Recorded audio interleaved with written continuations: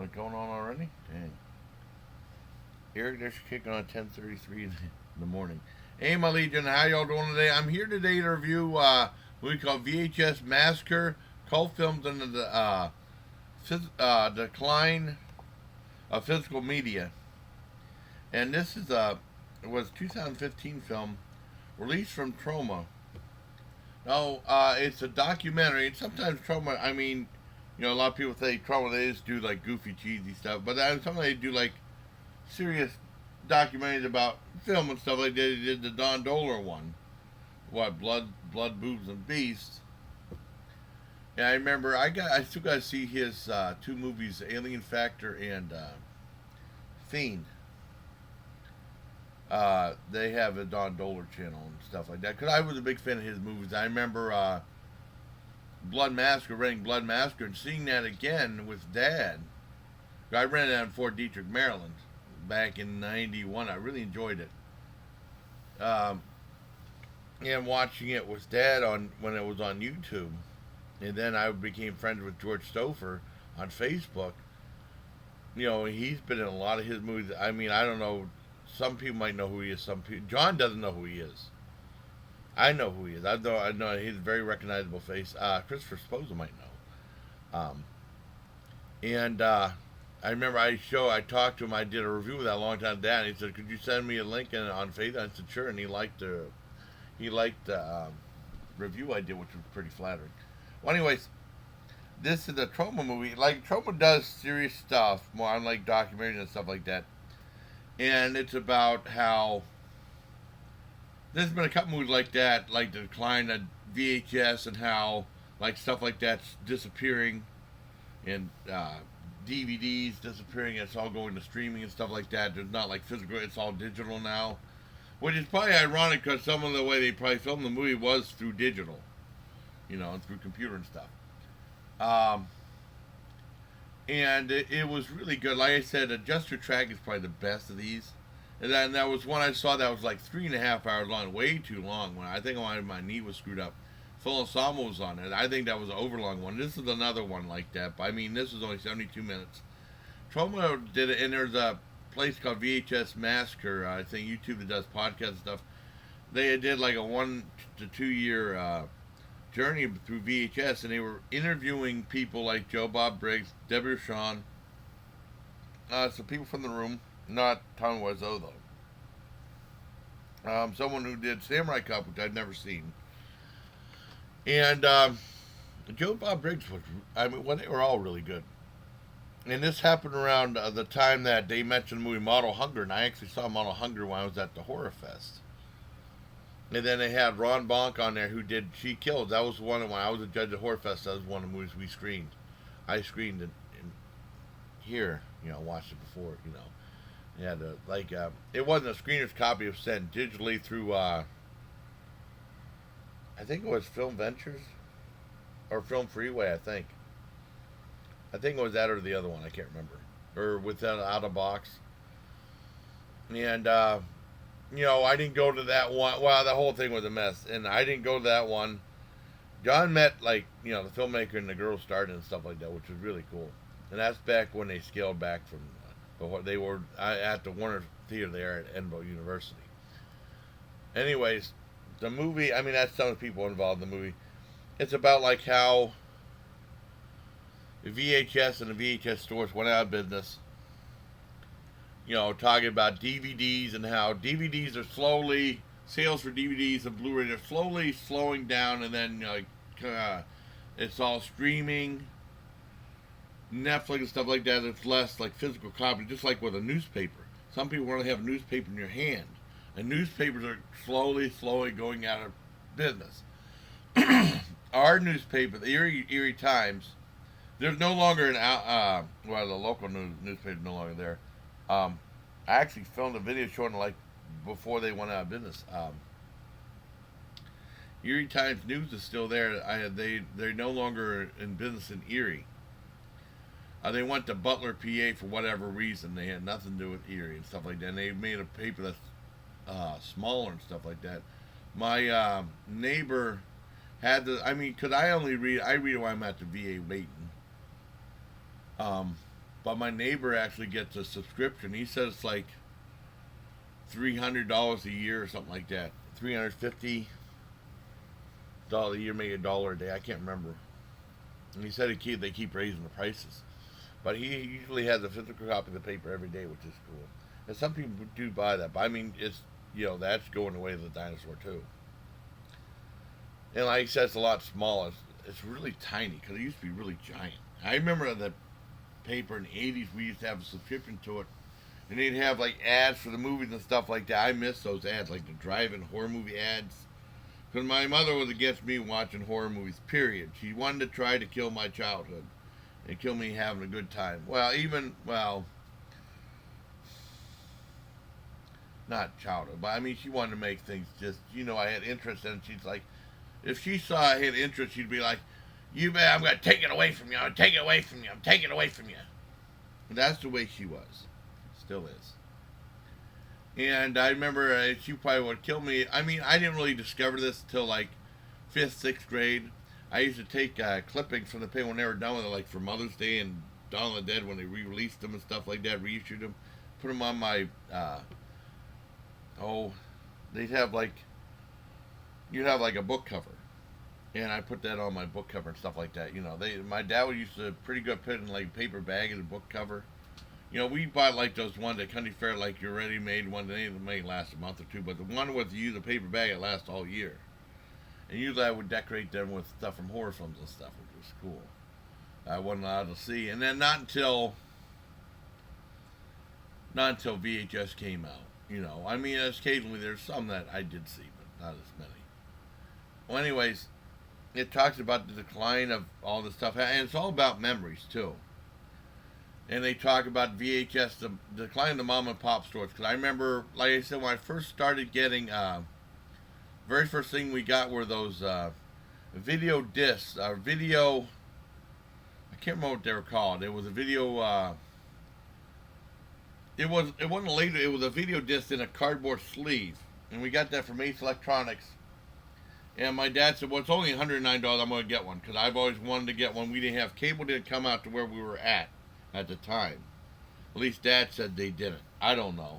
I don't know if you looked into it or not. We just had like rabbit ears. And back then that was enough. We'd get Canadian station, they show stuff uncut. And boy, those were junk. And then it broke down twice in 10 days. So I'm taking this piece of crap back and spending the extra $30, $40 to get a VCR. And it was a good thing too, because the only place you could rent those was Ace Electronics. And then like a week or so after he replaced with VCR, they got rid of those, all the video discs. So I mean, he would have been SOL. He wouldn't have been able to rent anything. And they had a place where you rent those there. And then we used to go along with discs to rent stuff. We used to rent stuff at the Erie Library. In Edinburgh, we found the mom and pop stuff like home video exchange, and John used to call it Lampman's. And then Greg was the manager there. That's what I said.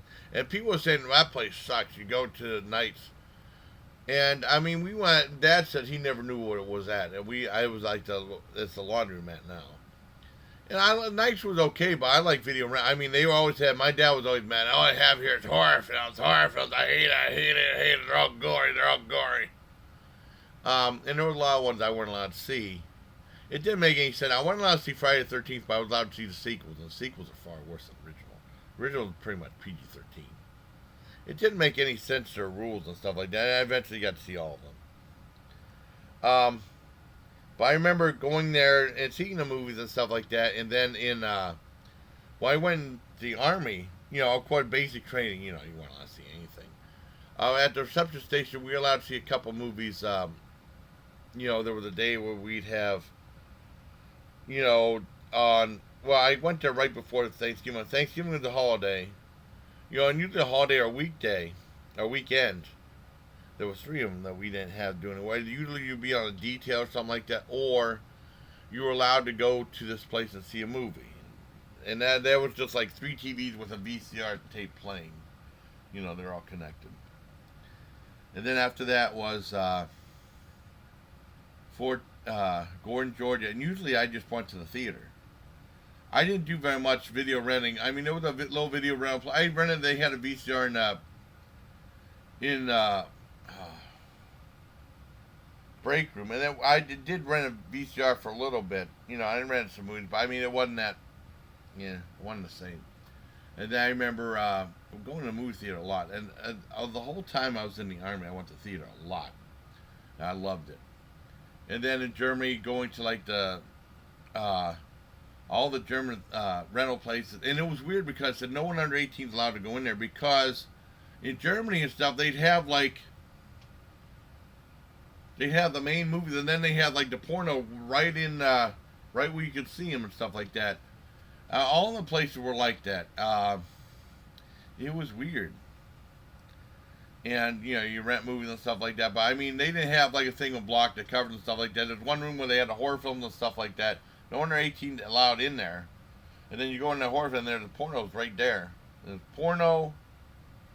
What was it? Porno, kung fu movies, sci-fi, and horror in one section. And the other section, you go out there, they had new releases, dramas, comedies.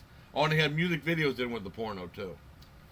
It was weird, that one place, but I love that place. And the girl used to ask questions on this one day, and I knew when she said, if you get the question right, you get free rental. And I remember getting like 3 free rentals, and Sergeant Bruce was like, boy, I'm going with you, you know. I know it said much about the review of the movie, but I mean, it's all about memories. That's what this movie is, memories. And like I said, going to Fort Bragg, when I went to Fort Bragg, they had a whole bunch of video rental places there. There was one that did go out of business. They didn't. They were selling videos for 50 cents. I rented a couple of videos there. I don't know. They just stopped selling videos. That was the first time I knew of a place that went out of business. And this was 1990, or right at the beginning of 91. And well, anyways, going to Fort Detrick, Maryland. I mean, I heard of Blockbuster. I knew Blockbuster didn't not rent certain types of movies. I don't think they rent They didn't rent NC-17. They didn't rent unrated. I don't think. I can't remember.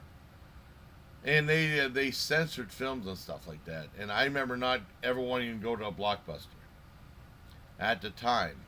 Now Blockbuster is like the iconic thing. That's what people remember. They don't remember the little mom and pop shops. That's what I liked.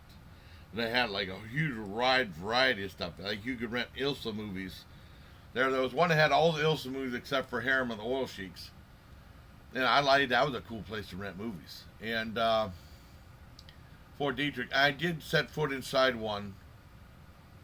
And I remember, just renting 3 movies because they had Zombie-thon. I wanted to see Zombie-thon. That's the one I couldn't find. Collection of zombie movies from Wizard, even though it wasn't much of a collection of zombie films.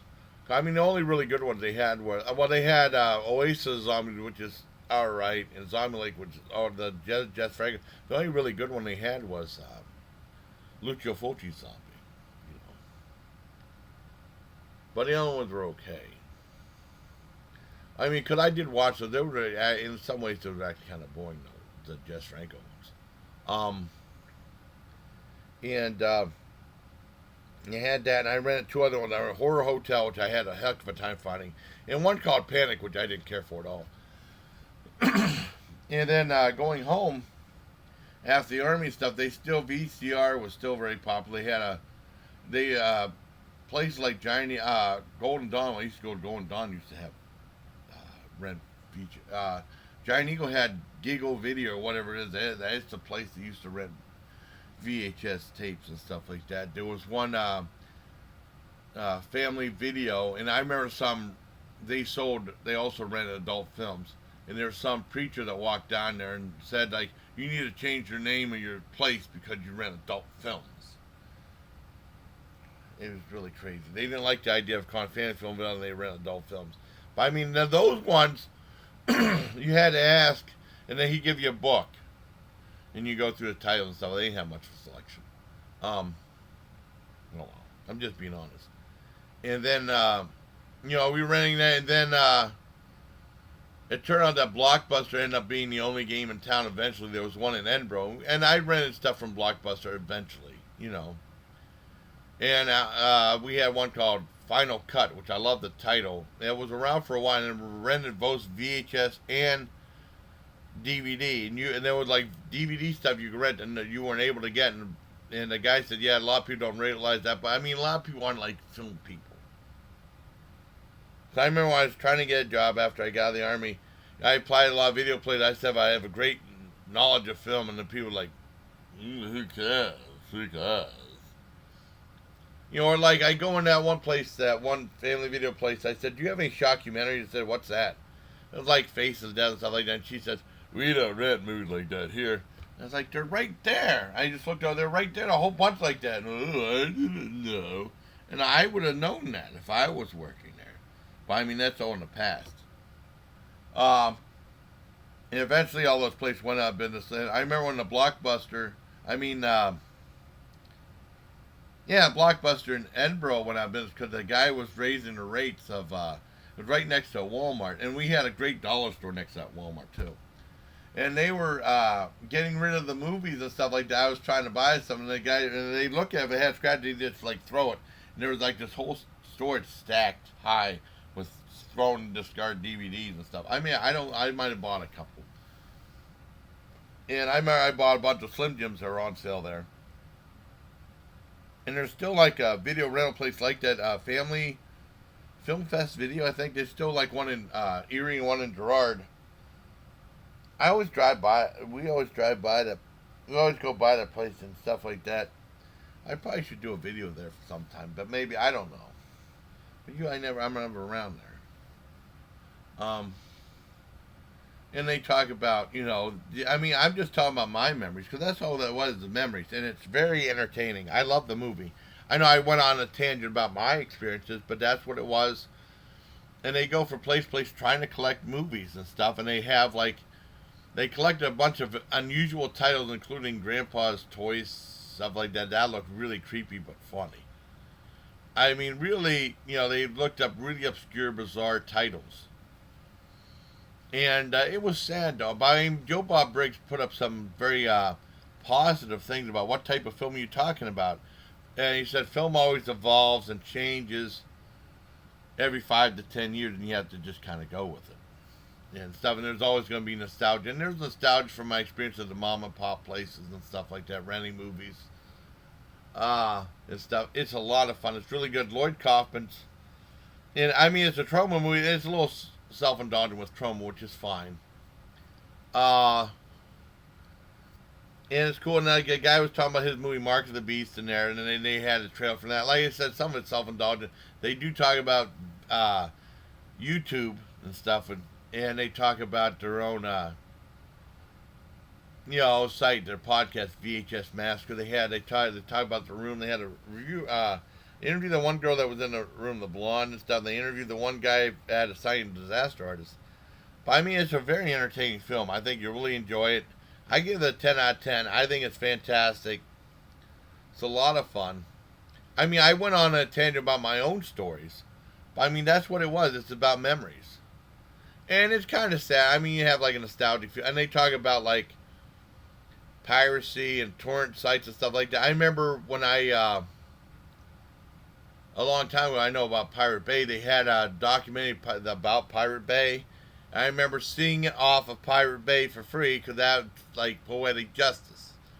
They had their own torrent, you know. But a movie they're trying to, yeah, and I saw that. It was all subtitled. That was actually, I think I still had that reviewed. I don't remember if I do or not. I might not. I don't know.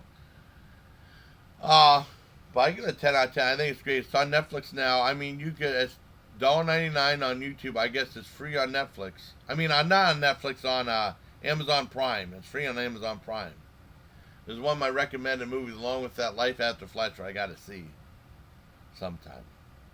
So I really liked it. 10 out of 10 for VHS Massacre and VHS Massacre cult films and decline of physical media, not the decline of West civilization. Those are different. So hope you like this video, everybody. Till next time, please. My hands are locking up. Take care of my legion. Hope you like it. Christopher Sposa, like my own personal stories of VHS. and everything like that. That's what it is. It's about memories. Because people say, you want to attend, tell me. But that's what the movie was. Your own personal stories and stuff. All right, take care about it.